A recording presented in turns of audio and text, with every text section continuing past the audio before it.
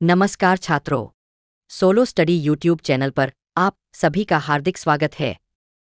आज के क्लास में हम डिस्कस करेंगे भारत के सुप्रीम कोर्ट के बारे में।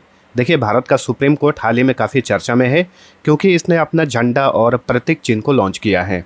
आगामी परीक्षाओं के लिए ये सेशन महत्वपूर्ण हो जाता है। तो आज के क्लास में हम भारत के सर्वोच्च न्यायालय से रिलेटेड जितने भी इंपॉर्टेंट क्वेश्चन बन सकते हैं सारे को डिस्कस करेंगे। तो वीडियो को पूरा देखिए और आप सभी को वीडियो पसंद आएगा तो लाइक और शेयर जरूर करना। तो अब चलिए शुरू करते हैं। पहला क्वेश्चन है, हाल ही में भारत के सुप्रीम कोर्ट के नए ध्वज और प्रतीक चिन्ह का अनावरण किसने किया? इसका अनावरण किए यानी लॉन्च किए भारत के राष्ट्रपति Droupadi Murmu. Option D right answer. तो यही है भारत के सुप्रीम कोर्ट का नया झंडा और इसके बीच में जो है प्रतीक चिन्ह लगा हुआ है। देखिए, सुप्रीम कोर्ट को सर्वोच्च न्यायालय, हिंदी में सर्वोच्च न्यायालय या फिर उच्चतम न्यायालय कहा जाता है, और जो राज्य के हाई कोर्ट होते हैं उन्हें उच्च न्यायालय कहा जाता है। ठीक है, तो बहुत सारे लोग उच्चतम और उच्च में कन्फ्यूज रहते हैं, ध्यान रखिए। अगला क्वेश्चन है, 28 जनवरी 2025 को भारत के सुप्रीम कोर्ट की स्थापना की 10वीं वर्षगांठ मनाई जाएगी।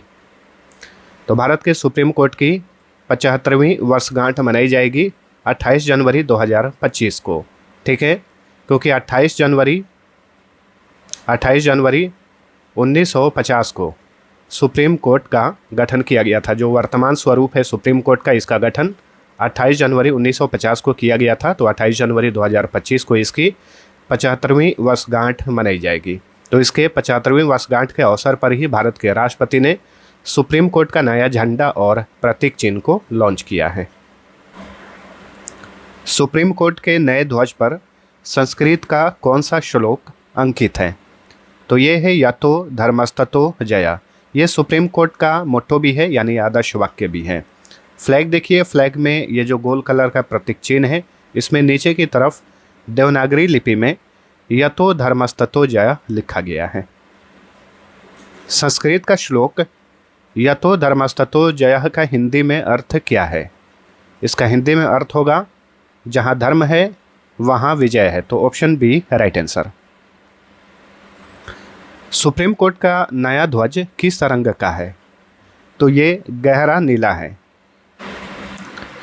ठीक है, आप यहाँ पे देख सकते हैं गहरे नीले रंग का है सुप्रीम कोर्ट का ध्वज।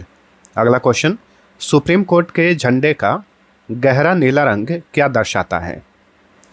न्याय और स्थिरता। सुप्रीम कोर्ट का ये जो झंडा है गहरे नीले रंग का, ये दर्शाता है न्याय और स्थिरता को।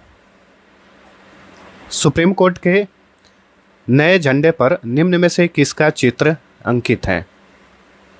तो सही उत्तर है सुप्रीम कोर्ट का भवन। ठीक है, इसमें से भारत का नक्शा, संसद भवन, राष्ट्रपति भवन नहीं है, बल्कि इस झंडे पर सुप्रीम कोर्ट का जो भवन है वो अंकित है। आप यहाँ पे देखिए, सुप्रीम कोर्ट का भवन अंकित है। सुप्रीम कोर्ट के नए झंडे पर चित्रित सुप्रीम कोर्ट भवन के ऊपर कौन सा प्रतीक चिन्ह दिखाई देता है? तो ये सुप्रीम कोर्ट का भवन अंकित है, अभी मैंने आप सभी को बताया, और इसके जस्ट ऊपर यहाँ पर ये अशोक चक्र है। ठीक है, ऊपर की तरफ जो है अशोक चक्र है, छोटा सा, आप जूम करेंगे तो दिखेगा। ऑप्शन बी राइट आंसर है। ठीक है, सुप्रीम कोर्ट के प्रतीक चिन्ह में अंकित अशोक चक्र क्या प्रदर्शित करता है? तो ये न्यायपालिका की प्रतिबद्धता और भारत की सांस्कृतिक धरोहर को प्रदर्शित करता है अशोक चक्र। राष्ट्रपति द्रौपदी मुर्मू ने 1 सितंबर 2024 को कहां पर सर्वोच्च न्यायालय के ध्वज और प्रतीक चिन्ह का अनावरण किया? नई दिल्ली में। ऑप्शन डी राइट आंसर है। देखिए, नई दिल्ली में भारत मंडपम है, भारत मंडपम, इसी में जिला न्यायपालिका राष्ट्रीय सम्मेलन का आयोजन किया गया।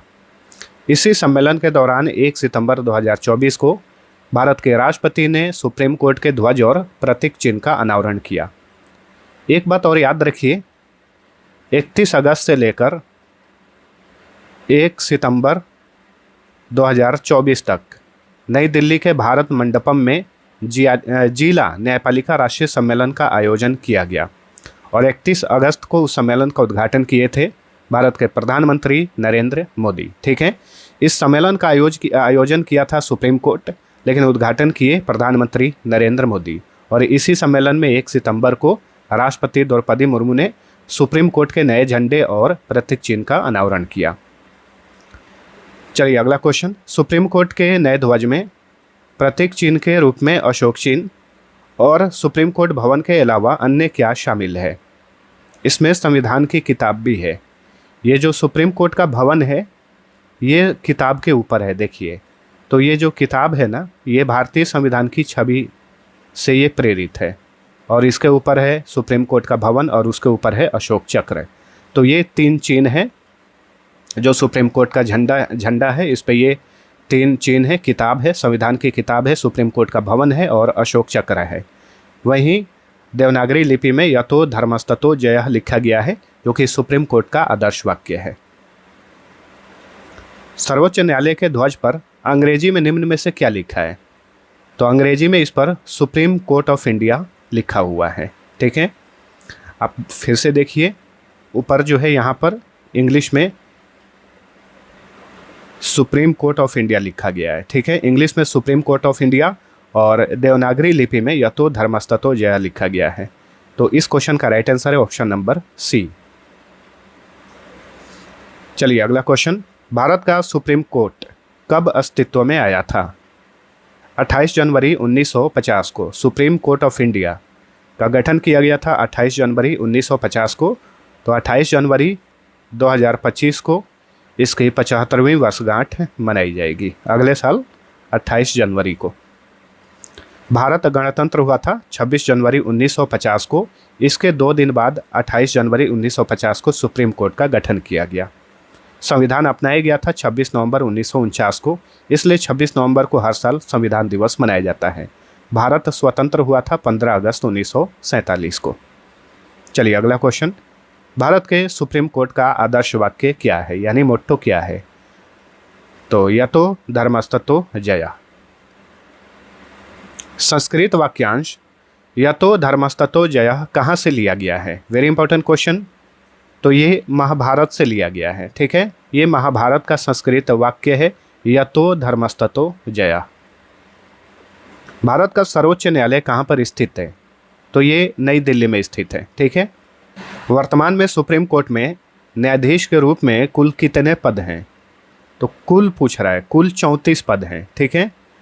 34 में से 33 जज और 1 मुख्य न्यायाधीश, ठीक है। 33 न्यायाधीश और 1 मुख्य न्यायाधीश। तो मुख्य न्यायाधीश सहित सुप्रीम कोर्ट में कुल पद 34 हैं, ठीक है। और केवल जजों की संख्या पूछे कि सुप्रीम कोर्ट में जजों की संख्या कितनी है, तो 33 करिएगा। और मुख्य न्यायाधीश सहित संख्या पूछे तो 34 करिएगा। वर्तमान में यानी सितंबर 2024 तक भारत के सुप्रीम कोर्ट के मुख्य न्यायाधीश कौन है, या फिर भारत के मुख्य न्यायाधीश कौन है? तो ये है DY चंद्रचूड़, पूरा नाम है धनंजय यशवंत चंद्रचूड़। तो ऑप्शन बी राइट आंसर है। ये भारत के 50वें नंबर के मुख्य न्यायाधीश हैं DY चंद्रचूड़। इन्होंने पद की शपथ कब ली थी वो भी याद रख सकते हैं। इन्होंने पद की शपथ ली थी 9 नवंबर 2022 को, ठीक है।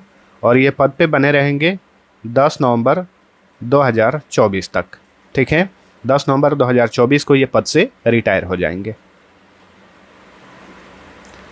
वर्तमान में भारत के सुप्रीम कोर्ट के जजों की रिटायरमेंट आयु कितनी निर्धारित है? 65 साल। जो सुप्रीम कोर्ट का जज होता है या फिर मुख्य न्यायाधीश होते हैं 65 साल की आयु में रिटायर हो जाते हैं। और जो राज्य के हाई कोर्ट होते हैं, तो जो हाई कोर्ट के जज होते हैं या फिर हाई कोर्ट के मुख्य न्यायाधीश होते हैं वो 62 साल की आयु में सेवानिवृत्त होते हैं यानी रिटायर होते हैं। और सुप्रीम कोर्ट के जो जज होते हैं 65 साल की आयु में रिटायर होते हैं।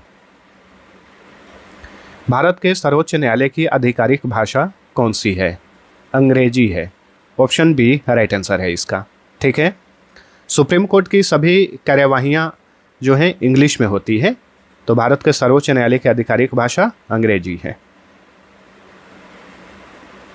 संविधान के किस अनुच्छेद के मुताबिक सर्वोच्च न्यायालय और सभी उच्च न्यायालयों में कार्यवाही अंग्रेजी में होती है? तो बताइए, ये संविधान में है, संविधान के किस अनुच्छेद में लिखा गया है? सही उत्तर है ऑप्शन नंबर ए, अनुच्छेद 348 के 1 में लिखा गया है कि जो सर्वोच्च न्यायालय है और उच्च न्यायालय है उनकी कार्यवाही जो है अंग्रेजी में होगी। भारत के सर्वोच्च न्यायालय को 1937 में किस अधिनियम के तहत भारत के संघीय न्यायालय के रूप में स्थापित किया गया था? किस अधिनियम के तहत?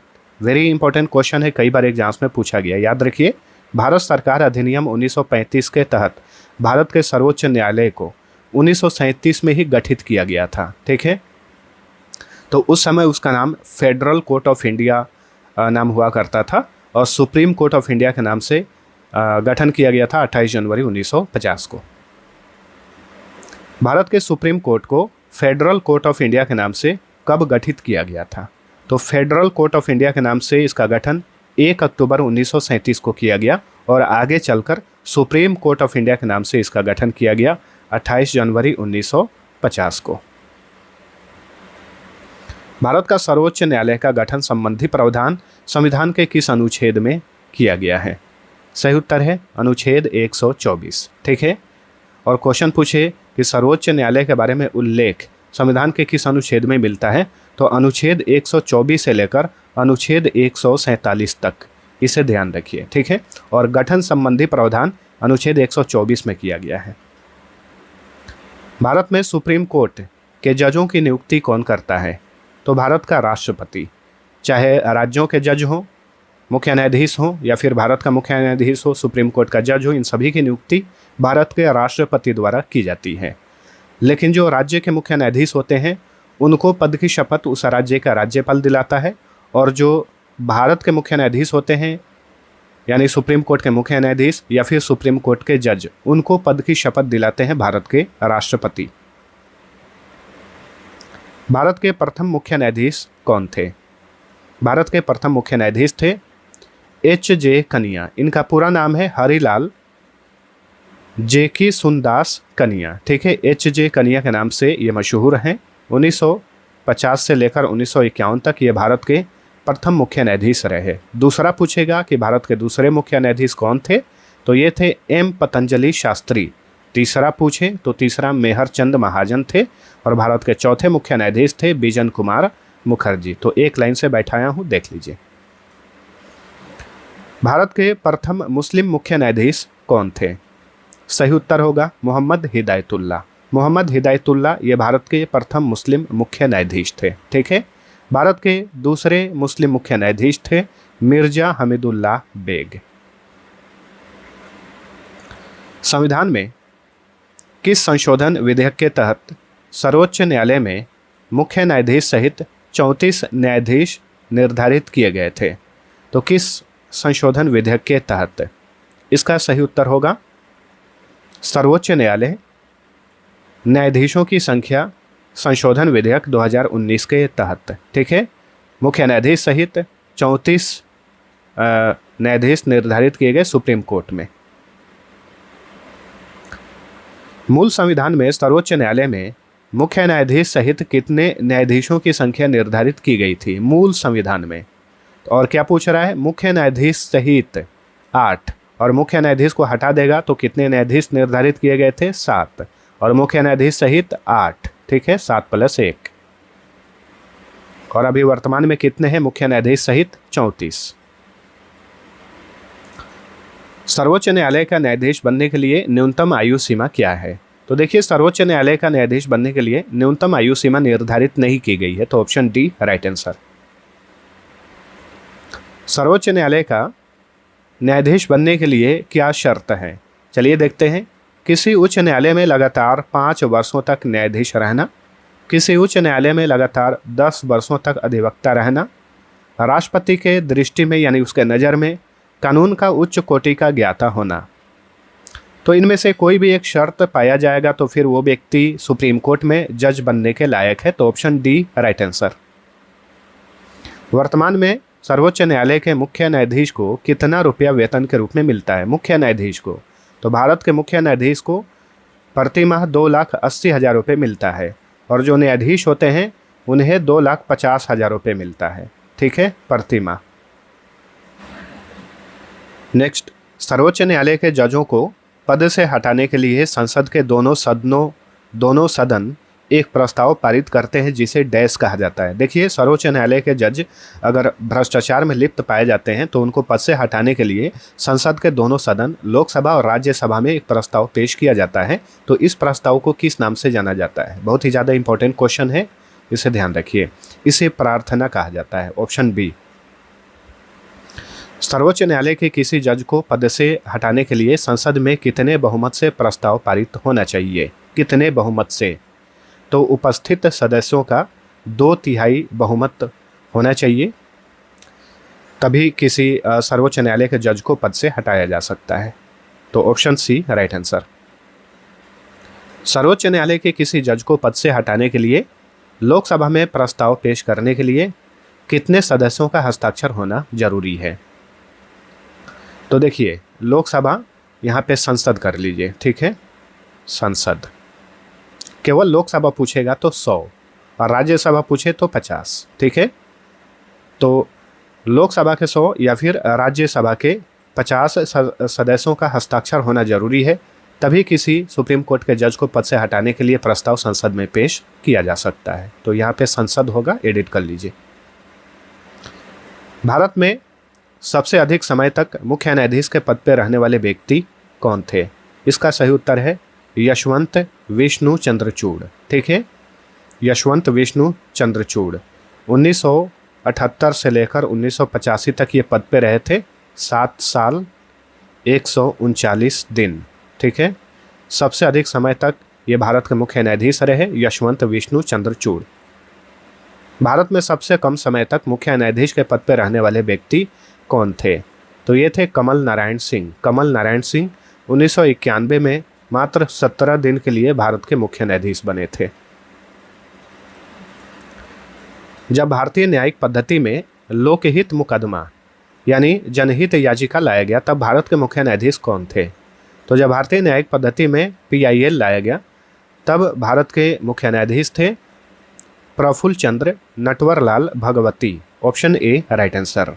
ये 1985 से लेकर 86 तक मुख्य न्यायाधीश रहे।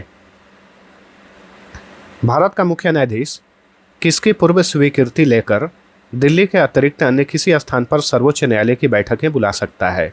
तो सर्वोच्च न्यायालय कहाँ पर है? दिल्ली में है। बैठक भी दिल्ली में ही होती है, सर्वोच्च न्यायालय के भवन में।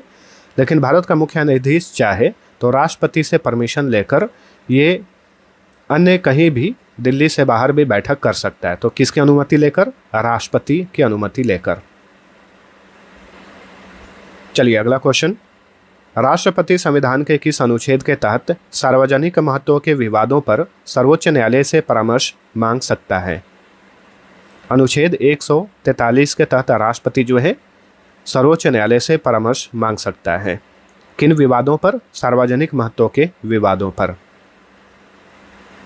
दोस्तों, आज के क्लास में हमने सुप्रीम कोर्ट से रिलेटेड जितने भी महत्वपूर्ण प्रश्न बन सकते हैं सभी को मैंने ले लिया है। इस वीडियो को देखने के बाद सुप्रीम कोर्ट से रिलेटेड आपको दूसरा वीडियो देखना नहीं पड़ेगा, इसलिए ध्यानपूर्वक देखिए। और मैं आप सभी को बार बार बोलता हूं, चैनल को सब्सक्राइब जरूर करिएगा इसी तरीके से वीडियो पाने के लिए, और लाइक शेयर कर देना मोटिवेशन के लिए। संविधान का कौन सा अनुच्छेद सर्वोच्च न्यायालय को अभिलेख न्यायालय का स्थान प्रदान करता है? तो सर्वोच्च न्यायालय को अभिलेख न्यायालय का स्थान प्रदान करता है कौन सा अनुच्छेद? तो ये है अनुच्छेद 129। भारत का सबसे बड़ा अपीलीय न्यायालय कौन सा है? सही उत्तर है सुप्रीम कोर्ट ऑफ इंडिया। ये भारत का सबसे बड़ा अपीलीय न्यायालय होता है सुप्रीम कोर्ट। भारत का सर्वोच्च न्यायालय किस अनुच्छेद के तहत नागरिकों के मौलिक अधिकारों की रक्षा करता है? किस अनुच्छेद के तहत? तो अनुच्छेद 32 के तहत सर्वोच्च न्यायालय नागरिकों के मौलिक अधिकारों की रक्षा करता है।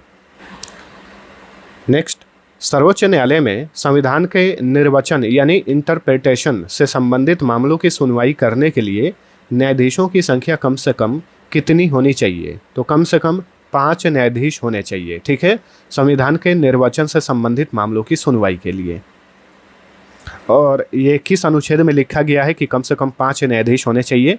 तो अनुच्छेद 145 के 3 में लिखा गया है, ठीक है। भारतीय संविधान के किस भाग में संघीय न्यायपालिका का उल्लेख किया गया है? भाग 5 में, ठीक है, भाग 5 में। भारतीय संविधान का व्याख्याकार और संरक्षक कौन होता है? तो ये होता है सुप्रीम कोर्ट। भारतीय संविधान का ये व्याख्याकार और संरक्षक होता है। ठीक है, कभी कभार क्वेश्चन ऐसे पूछता है कि भारतीय संविधान का अंतिम व्याख्याकार कौन होता है, तो ये सुप्रीम कोर्ट ही होगा, यानी भारत का सर्वोच्च न्यायालय या फिर उच्चतम न्यायालय। उच्चतम न्यायालय के न्यायाधीशों की संख्या में वृद्धि करने की शक्ति किसके पास है? संसद के पास है। संशोधन करके न्यायाधीशों की संख्या में वृद्धि की जा सकती है। भारत के इतिहास में डैश एकमात्र ऐसे मुख्य न्यायाधीश रहे जिन्होंने पद पे रहते हुए भारत के कार्यवाहक राष्ट्रपति का भी पद संभाला। वेरी इंपॉर्टेंट क्वेश्चन है। मोहम्मद हिदायतुल्लाह। ठीक है, मोहम्मद हिदायतुल्लाह 1968 से लेकर 70 तक भारत के मुख्य न्यायाधीश रहे और इसी दौरान 1969 में ये भारत के कार्यवाहक राष्ट्रपति भी बने। तो ये क्वेश्चन बनता है, ध्यान रखिएगा। वह पहली महिला वकील जिनको सीधे उच्चतम न्यायालय के न्यायाधीश के रूप में नियुक्त किया गया। तो सीधे वकील से सुप्रीम कोर्ट की जज बनने वाली प्रथम महिला कौन थी? इंदु मल्होत्रा। ऑप्शन सी है राइट आंसर। भारत के सर्वोच्च न्यायालय की पहली महिला न्यायाधीश कौन थी? तो भारत के सर्वोच्च न्यायालय सुप्रीम कोर्ट की पहली महिला जज का नाम फातिमा बीबी है। कई बार एग्जाम्स में पूछा गया है। ठीक है, और फातिमा बीबी केरल की रहने वाली थी। पिछले साल 2023 में इनका निधन हो गया। तो दोस्तों, सुप्रीम कोर्ट से रिलेटेड ये थे हमारे महत्वपूर्ण क्वेश्चन। वीडियो पसंद आया है तो लाइक और शेयर जरूर करना। अब आप सभी के लिए क्विज है। भारतीय संविधान के किस अनुच्छेद में सर्वोच्च न्यायालय से जुड़ी जानकारी दी गई है? आंसर नीचे कमेंट करके बताइए। अब चलिए मिलते हैं अगले वीडियो में, तब तक के लिए टेक केयर।